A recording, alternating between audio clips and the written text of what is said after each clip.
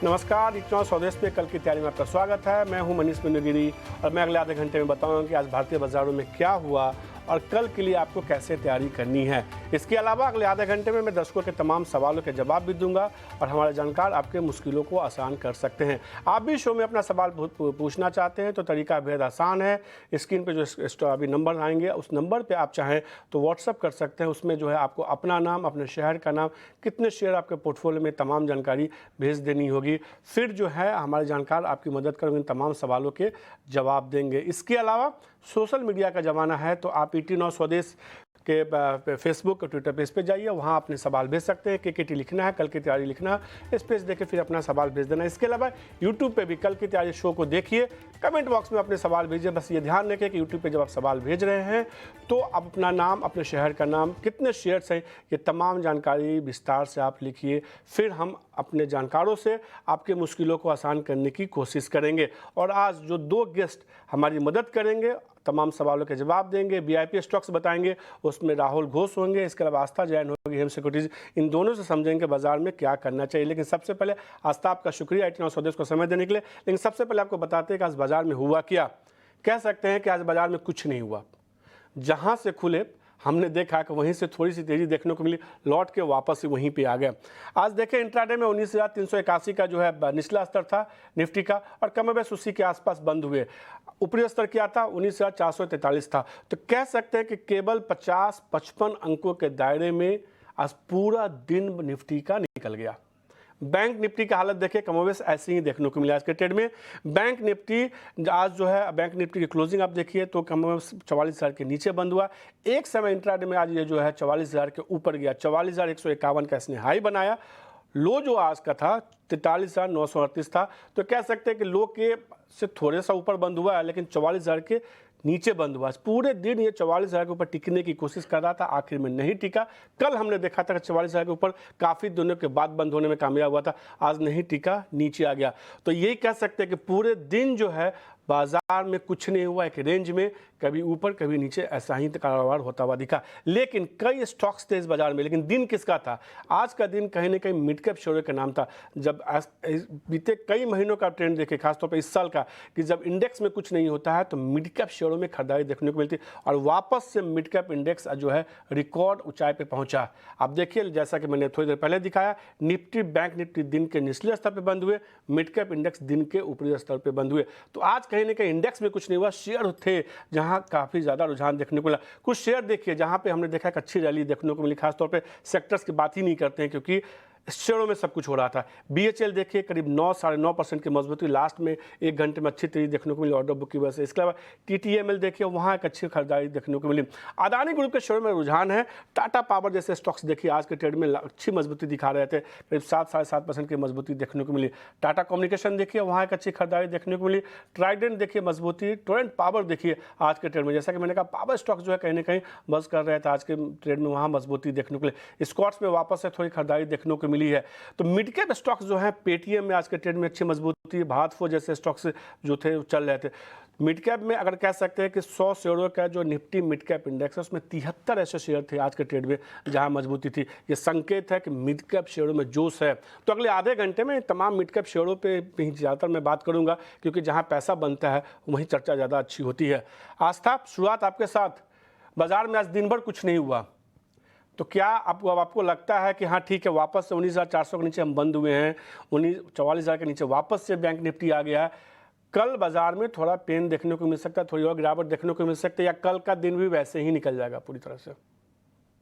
Good afternoon. मुझे लगता है कि हमें अभी आने वाले कुछ दिनों में एक दायरे में कारोबार करता हुआ नजर आएगा, क्योंकि जो ऑप्शंस डेटा है वो भी यही सिग्निफाई कर रहे हैं कि 19,300 से 19,400, 19,300 पे बढ़िया पुट राइटिंग हुई भी है, और 19,400 की अगर मैं बात करूं तो वहां पे बढ़िया कॉल राइटिंग हुई है, जो कि एक रेसिस्टेंस के तौर पे वर्क कर रहा है।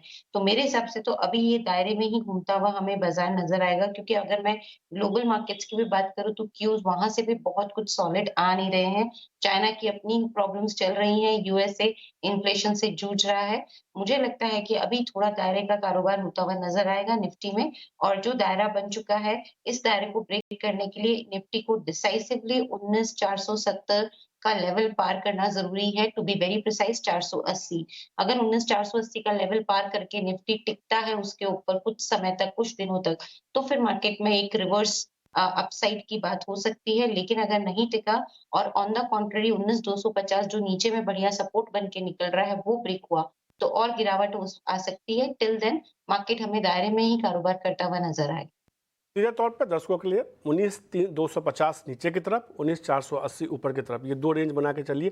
थोड़ा बड़ा रेंज है। इस रेंज को अगर छोटा करना चाहते हैं तो 19,300 नीचे की तरफ, ऊपर की तरफ 19,400। इसी रेंज में हो सकता है कि कल बाजार ट्रेड करता हुआ दिखे। लेकिन अब फटाफट सवाल जवाब के सिलसिले को शुरू करते हैं। जो पहला सवाल है, जैसा कि कल हमने किया था, पिछले 1-2 दिनों से हम ऐसा कर रहे हैं। यूट्यूब पे कई सारे हमारे जो दर्शक हैं वो सवाल भेज रहे हैं। आप भी अपना सवाल यूट्यूब पे भेज सकते हैं कमेंट बॉक्स में। जो शेयर आपके पोर्टफोलियो में जिस भाव पे अपने लिए तमाम जानकारी भेजिए। और यूट्यूब से ही पहला सवाल लेते हैं। रविंद्र रावत जी का उत्तराखंड से सवाल है। टाटा पावर के इनके पास 1112, बड़ा कह सकते हैं कि तरीके के नंबर के हिसाब से उन्होंने शेयरों को रखा लिया, याद करने के लिहाज से 1112 शेयर उनके पोर्टफोलियो में 232 रुपये के भाव पे। हमने देखा है कि शेयर में जो है पिछले कुछ दिनों में एक अच्छी रैली देखने को मिली और पावर शेयरों में तो अभी करंट देखने को मिल रहा है, खासतौर पर पिछले एक हफ्तों में। क्या राय होगी आस्था टाटा पावर पे आपकी? देखिए, टाटा पावर एक कंपनी हम बोल सकते हैं जिसमें कि लॉन्ग टर्म यहाँ पे काफ़ी अच्छे प्रोस्पेक्ट्स लगते हैं, क्योंकि कंपनी का कंटिन्यूअसली फ़ोकस है बैलेंस शीट को स्ट्रेंथन करने में। वहीं अगर हम देखें तो जिस तरह से फ़ोकस ईवी और रिन्यूएबल स्पेस की तरफ बढ़ रहा है, वो भी कंपनी को यहाँ पे मजबूती प्रदान करता है। मुझे लगता है कि लॉन्ग टर्म में प्रोस्पेक्ट्स और ज़्यादा सॉलिड होंगे, क्योंकि जनरेशन कैपेसिटी भी कंपनी की तरफ से बढ़ती हुई नज़र आएगी। तो बिल्कुल अपनी पोज़ीशंस में अभी तो यहाँ पे कंटिन्यू करें। मेरे हिसाब से इसमें जो टारगेट रखा जा सकता है, वो अभी 270 का रहेगा। लेकिन ये एक ऐसा स्टॉक है जो कि एक medium term point of view से ही यहाँ पे इसमें काम करना पड़ेगा। तो कम से कम 3 महीने की अवधि यहाँ पे मिनिमम मानते हुए अपनी पोज़ीशन में बने रहें। तो सीधे तौर पर रवीन जी आप रोकिए। आपका तो नजरिया लॉन्ग टर्म का है, तो रख सकते हैं आराम से 270 रुपये तक का लक्ष्य देखने को मिल सकता है। अगला जो सवाल है ज्ञानचंद मिश्रा जी का है। डॉक्टर लाल पैथ के 22 शेयर के पोर्टफोलियो में 3460 रुपये के भाव पे काफ़ी पहले की खरीद है। हमने देखा है कि शेयर में काफ़ी गिरावट देखने को मिली थी। एक समय तो ये शेयर अप्रैल में 1800 के आसपास पहुंचता हुआ दिखा था। वापस से थोड़ी रिकवरी बनती हुई दिखी है। राहुल हमारे साथ जुड़ चुके हैं। राहुल शुक्रिया 89 स्वदेश को समय देने के लिए। पहला शेयर तो ये डॉक्टर लाल पैथ है। क्या इन ज्ञानचंद जी के पोर्टफोलियो की सेहत ये शेयर बिगाड़ेगा या यहाँ से थोड़ी रिकवरी देखने को मिल सकती है? नमस्ते और गुड आफ्टरनून। तो डॉक्टर लाल पाथ लैब्स अभी हाल ही में एक छोटा सा डाउन ट्रेंड स्टार्ट किया है और लोअर हाईज लोअर लो बना रहे हैं। तो जब तक ये 2400 का जो नियर टर्म रेजिस्टेंस है क्रॉस नहीं कर जाता है, तब तक तो इस पे कोई मोमेंटम ऊपर की साइड पे नहीं दिख रहा है। बट दर्शक के लिए ये एक इंटरेस्टिंग बात है कि प्राइस जो है अभी एक सपोर्ट लेवल पर भी है। तो गुंजाइश है कि 2400 क्रॉस कर जाए, और अगर 2400 क्रॉस कर जाए तो अच्छा मोमेंटम देखने को मिलेगा शेयर में। तो 2400 एक की लेवल है वॉच करने के लिए। तो ज्ञानचंद जी इस पे जो कह सकते हैं राहुल जी का जो ज्ञान है वो यही है कि शेयर को आप होल्ड कीजिए। यहाँ से मजबूती देखने को मिल सकती है। 2400 रुपये का पार करेगा तो और अच्छी तेजी देखने को मिल सकती है। जो अगला सवाल है धवल कुमार का है। ट्राइडेंट के बारे में जानना चाहते हैं। 33 शेयर के पोर्टफोलियो में 21 रुपये के भाव पे इनका नज़रिया लंबी अवधि का, ये जानना चाहते हैं क्या करे शेयर में। ट्राइडेंट में बीते 2 सत्रों में देखिए आज था गजब की तेजी देखने को मिली है। 32 से 37 का ये शेयर हो चुका है। वैसे निचले स्तर से देखिए 25 रुपये से वहाँ से हमने एक अच्छी रिकवरी देखी है बीते 2-2.5 महीनों में। क्या राय होगी ट्राइडेंट पे आपकी? कारण जो मुझे समझ में आता है, वो एक पूरा कहा है जिसमें वो मैन्युफैक्चरिंग जो फैब्रिक की मैन्युफैक्चरिंग होती है, वो यहाँ पे वो प्रोसेस ऑफ मैन्युफैक्चरिंग को ये स्टार्ट कर सकते हैं। और ये भी एक यूरोपियन जो पेटेंट ऑफिस है वहाँ की तरफ से मिला है, तो वो कंपनी के लिए काफ़ी यहाँ पे एक सॉलिड स्टेप हो सकता है। लेकिन अभी तक फाइनेंशियल्स में इतनी मजबूती नहीं आ रही, क्योंकि जो इस क्वार्टर के भी नतीजे थे, यानी कि Q1 ऑफ FY 24, वहाँ पे भी हमने देखा था कि प्रॉफिट में अभी दबाव बना हुआ है as compare to last year as well as last quarter. तो वो थोड़ी-सी यहाँ पे कंसर्न क्रिएट करता है, एज़ वेल एज़ जो वैल्यूएशंस है वो भी थोड़े स्ट्रेच्ड लगते हैं। बट आज जिस तरह से मतलब आज नहीं, लेकिन हम 1 महीने की बात करें तो जो मोमेंटम ये स्टॉक दिखा रहा है उसके पीछे का कारण मोटा-मोटी यही है। तो ये मुझे लगता है कि लॉन्ग टर्म में इसके बेनिफिट्स देखने को मिलेंगे। शॉर्ट टर्म में थोड़ा-सा हो सकता है ये वॉलेटाइल रहे, तो लॉन्ग टर्म के हिसाब से अपनी पोज़ीशन को कंटिन्यू करने की सलाह है। शॉर्ट टर्म में हो सकता है कि थोड़ी वॉलेटिलिटी हमें इस काउंटर पे देखने को मिले, बट इसे होल्ड करने की सलाह है लॉन्ग टर्म पर्सपेक्टिव से। तो धवल जी, आप शेयर को होल्ड के चलिए, यहाँ से मजबूती देखने को मिल सकती है। बाकी दर्शकों से भी ये है कि आप चाहें तो आप भी यूट्यूब पे जाइए, कल की तैयारी शो को देखिए, कमेंट बॉक्स में अपने सवाल पूछ सकते हैं। जो अगला सवाल है रामेश्वर लाल जी का, राजस्थान से, जीएनएफसी के 160 शेयर के पोर्टफोलियो में 635 रुपये के भाव पे, इनका भी नज़रिया जो है लंबी अवधि पे है। हमने देखा है, मैं बात कर रहा हूँ जीएनएफसी की, यहाँ पे हमने देखा है कि गिरावट हुई देखने को, 160 शेयर है 635 रुपये के भाव पे। ये एक शेयर देखिए जीएनएफसी, जिसमें हमने देखा था पिछले दिनों एक अच्छी रैली देखने को मिली थी, लेकिन एक 1.5 महीने से लगातार दबाव देखने को मिल रहा है। कई सारी खबरें आई थी, उसकी वजह से तेजी थी, अब सारी खबरें खत्म होती हुई दिखी तो दबाव दिख रहा है। क्या राय होगी इस पर राहुल आपकी? तो दर्शक का अच्छा पॉइंट ये है कि जीएनएफसी एक अच्छा बेस बना रहा है करंट मार्केट प्राइस पे। जो पेन उन्होंने सहना था वो अभी शायद पीछे हो सकता है, क्योंकि अगर ये जो बेस बन रहा है वो 555 557 के ऊपर अगर एक ब्रेकआउट दिया तो 600 भी पार कर सकता है स्टॉक। तो अभी एग्जिट करना मुनासिब नहीं होगा, क्योंकि ज्यादातर पेन इन्होंने ऑलरेडी सहन कर लिया है। एक स्टॉप लॉस रख सकते हैं 530 का और कंटिन्यू टू होल्ड कर सकते हैं। तो रामेश्वर जी, निकलने की कोई जरूरत नहीं, आप शेयर में होल्ड कीजिए, 530 के आसपास का आप एक स्टॉप लॉस रख सकते हैं। लेकिन यहाँ से अब लगता है कि एक मजबूती वापस से लौटती हुई दिखेगी। आप ट्रिगर समझते हैं, कल के कौन सा ऐसे अहम ट्रिगर्स है जिसका असर देखने को मिलेगा? और तमाम ट्रिगर्स बताने के लिए मेरे साथ मेरे सहयोगी वामाक्षी जुड़ चुकी हैं। वामाक्षी, कल के लिए कौन से अहम ट्रिगर्स हैं? जी बिल्कुल, शुरुआत करते हैं हम कुछ इंपॉर्टेंट ग्लोबल क्यूज़ के साथ। तो कल हमारी नज़र होगी S&P ग्लोबल मैन्युफैक्चरिंग सर्विसेज और कंपोजिट PMI डेटा की, जो यूएस की तरफ से आएगा। इसके अलावा अमेरिका में कच्चे तेल के भंडार के आंकड़े भी आएंगे, तो इस पर भी हमारी नज़र ज़रूर रहेगी। इसके अलावा कल एक नई लिस्टिंग होने जा रही है। TVS सप्लाई चेन का जो IPO आया था हाल ही में, ये स्टॉक जो है वो दोनों ही एक्सचेंजेस पर लिस्ट होने जा रहा है और इसी के चलते ये स्टॉक हमारे रेडार पर रहेगा। उज्जीवन स्मॉल फाइनेंस बैंक भी हमारे रेडार पर रहेगा, क्योंकि डिविडेंड पर डिस्कशन करने के लिए बोर्ड की बैठक होने जा रही है। इसके अलावा डिविडेंड के लिए खरीदने का कल आखिरी दिन होगा HAL और रेलटेल। इसके अलावा AGM के लिहाज से भी कुछ काउंटर्स हमारे रेडार पर रहेंगे, और ये काउंटर्स है गेल, आयशर मोटर्स, करूर वायस्या बैंक, और आखिर में कल एक इम्पॉर्टेंट इवेंट होने जा रहा है, उस पर भी हमारी नज़र रहेगी। इनफैक्ट हमारी नहीं, पूरी भारत की नज़र रहेगी, और वो है चंद्रयान 3 की सॉफ्ट लैंडिंग। तो लार्जली ये थे सारे इंपॉर्टेंट इवेंट्स और ट्रिगर्स जो आपको अपने रेडार पर रखने चाहिए कल के ट्रेडिंग सेशन के लिए। शुक्रिया वामाक्षी, ये तमाम ट्रिगर्स बताने का। और निश्चित रूप से कल जो है पूरे भारत की नज़र जिस चीज़ पे होगी, चंद्रयान पे होगी, लगातार सुबह से हम इस पर कवरेज करते रहेंगे, और कहीं ना कहीं हम सब के लिए भी एक ऐतिहासिक पल होगा। लेकिन अब कुछ ऐसे स्टॉक्स की बात करते हैं जिस पे हमारे निवेशकों को, हमारे जानकारों को लगता है कि अगर आप निवेश करते हैं तो बेटर रिटर्न देखने को मिल सकता है। बात करते हैं VIP स्टॉक्स की।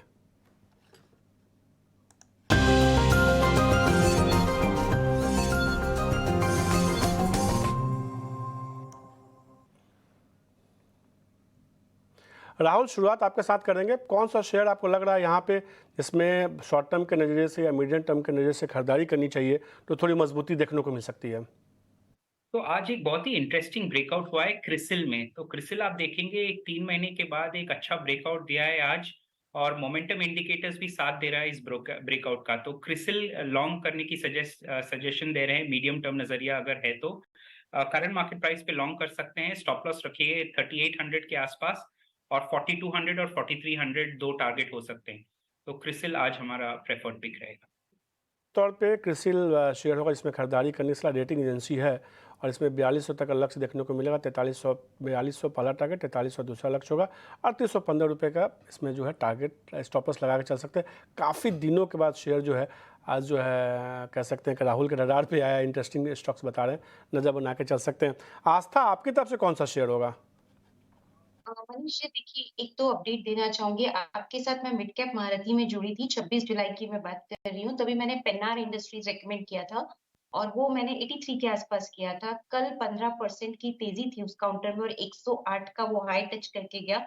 इनफैक्ट आज थोड़ा सा कह सकते हैं कि थोड़ा, क्योंकि कल 15% बढ़ा था तो थोड़ा आज नरम हुआ है, लेकिन हमारा टारगेट 91 का था, उससे कहीं ऊपर ये स्टॉक निकलता हुआ नजर आया है।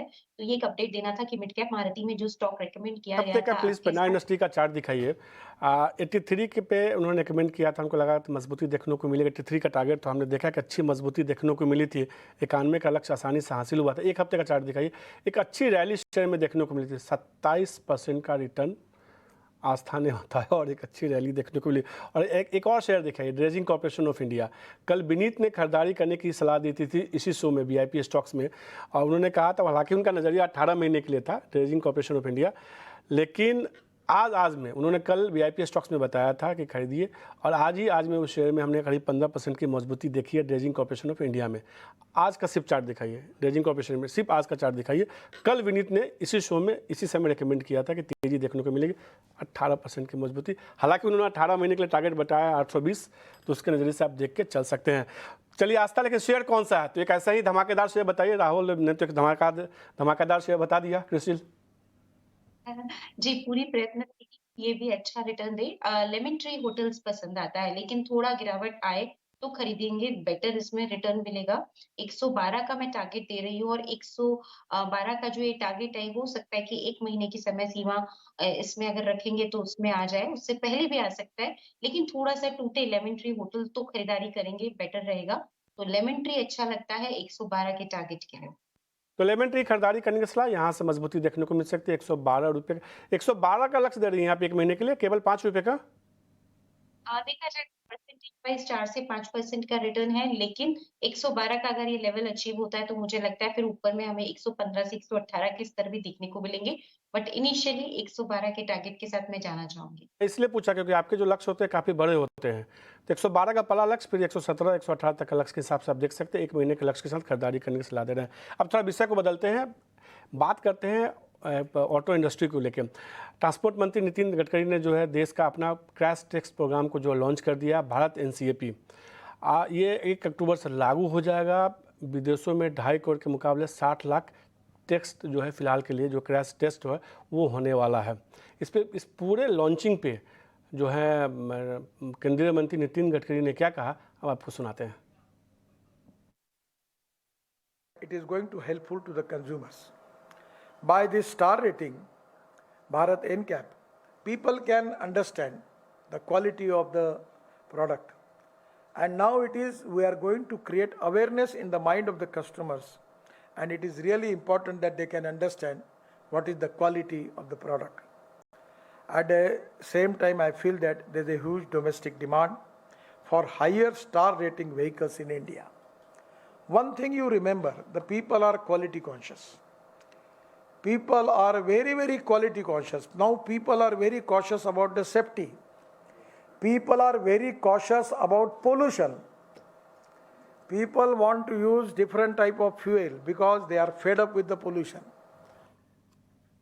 देश बदल रहा है और लोग जो अपनी सुरक्षा को लेकर काफ़ी ज़्यादा सजग है। अब क्या है इस खास तौर के जो भारत NSAP लॉन्च हुआ, इसमें क्या खास बातें हैं, बताने के लिए मेरे साथ समीर जुड़ चुके हैं। समीर, क्या खास है ये? सड़क परिवहन मंत्री नितिन गडकरी ने भारत NCAP प्रोग्राम की शुरुआत कर दी है। ये भारत NCAP प्रोग्राम ऑफिशियली 1 अक्टूबर 2023 से लागू हो जाएगा। भारत NCAP प्रोग्राम दरअसल इसका मतलब हुआ कि न्यू कार असेसमेंट प्रोग्राम, जो कि भारत का अपना कार क्रैश टेस्ट और सेफ्टी रैंकिंग प्रोग्राम है। इसके जरिए सरकार को उम्मीद है कि रोड सेफ्टी स्टैंडर्ड में बेहतरी होगी, इसमें सुधार होगा। साथ ही साथ जो इंडियन ऑटोमेकर्स हैं वो एक्सपोर्ट के पैमाने पर उनकी गाड़ियां और बेहतर प्रदर्शन कर पाएंगे।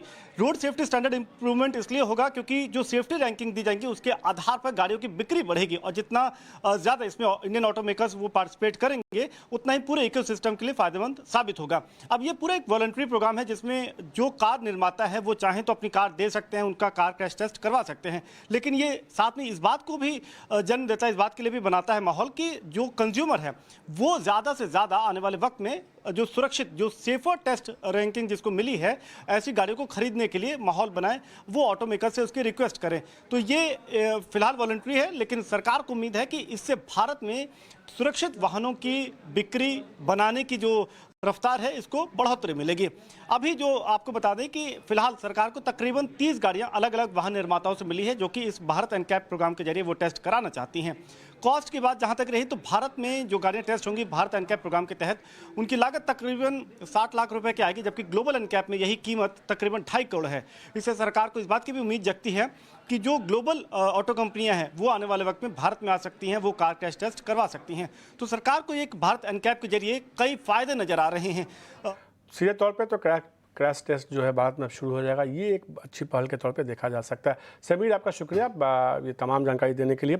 आस्था और राहुल, आपका भी शुक्रिया 18 और स्वदेश में आधे घंटे में जो है तमाम स्टॉक्स पर चर्चा करने के लिए और हमारे दर्शकों के मुश्किलों को आसान करने के लिए। कल की तैयारी में आज के लिए इतना ही। मुझे दीजिए इजाज़त। नमस्कार।